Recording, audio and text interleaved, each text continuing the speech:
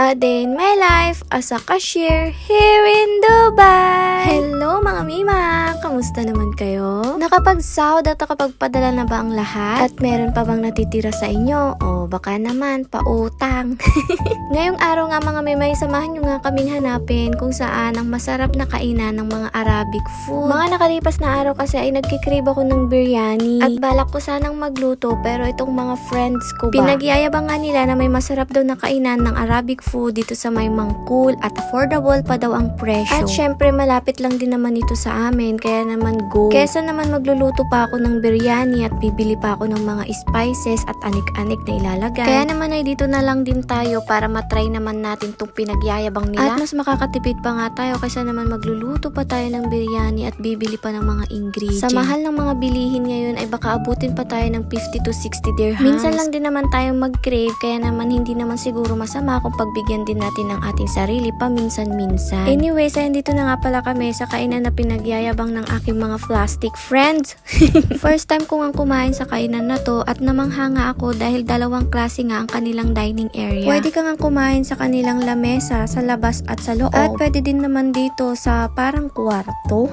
Hindi ko alam mga mema kung anong tawag nila sa ganitong dining area. Pero ang alam ko madalas ang kumakain dito is mga Arabic or lokal. Dahil nga mas komportable silang kumain na nakaupo sa sahig. Maalala ko nga dati nung nagtatrabaho pa ako sa loob ng bahay. Yung mga amo ko dating lokal, kahit nga meron silang dining area o lamesa ay mas pinipili pa rin nilang kumain sa may lapag. At hindi nga din pwedeng maubusan o mawalan kami ng supra. Dahil nga hindi din sila pwedeng kumain nang wala din silang supra o yung supot na yan na tinatawag nilang supra. Nakakamiss din at ang dami ko din natutunan sa unang trabaho ko dito sa Dubai bilang isang katulong. Anyways mga memay, nakapag-order na nga din kami at una nga na lang sinerve itong mga side dishes nila. In fairness mga mema, yung sabaw nila dito panalo. Walang halong eme, sabaw palang ulam na ganun. At ito nga din yung in-order namin, ang chicken charcoal mud bee. Hindi ko nga in-expect mga mema na ganito pala kadami ang serving nila dito. At dahil apat nga lang kami ay nag-aalangan nga kung mauubos ba namin to. Dahil nga sa isang order pa lang at sa dami nito ay pwede na ito sa isang pamilya. At alam nyo ba mga mema na unlimited din dito ang kanilang mga side dishes. Mapa-sauce man yan o mapa-salad. Pati ang kanilang masarap na sabaw ay unlimited din. Kaya naman sa 35 dirhams na isang order mo ay panalo na. Hindi nga ako nagsisi na sumama sa mga plastic friend ko. At totoo nga ang kanilang chismis na masarap na talaga dito. Promise mga mema, sa 35 dirhams na yan ay sulit na talaga. Dahil sa lahat ng kanilang sinerve, mapa-side dishes, sauce o salad at sabaw ay walang tapon. Sa sobrang sarap nga ng kanilang sabaw ay ilang beses nga din kaming humingi neto. Buraut yarn. At kitang-kita naman sa aking mga plastic friend na sarap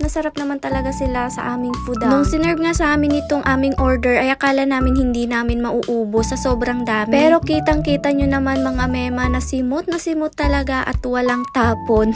Minsan kasi may mga kainan ng Arabic food na matatapang ang kanilang mga spices. Yung tipong pag-serve pa lang sa'yo ay sumisipa na yung amoy ng kanilang mga nilalagay na spices. Pero sa kainan na to ay wala ka talagang maaamoy ng mga spices. Kumbaga hindi sila ganun katapang maglagay ng mga spices. Kaya naman mai-enjoy mo talagang kumain ng kanilang mga Arabic food dito at hindi mo namamalayan. Sa sobrang dami ng kanilang serving at sa sobrang sarap ay hindi mo namamalayan na nauubos mo na din pala. At ang kagandahan pa nga dito mga mema ay may palibre pa silang dessert at tea. Talaga namang totoo ang chismis.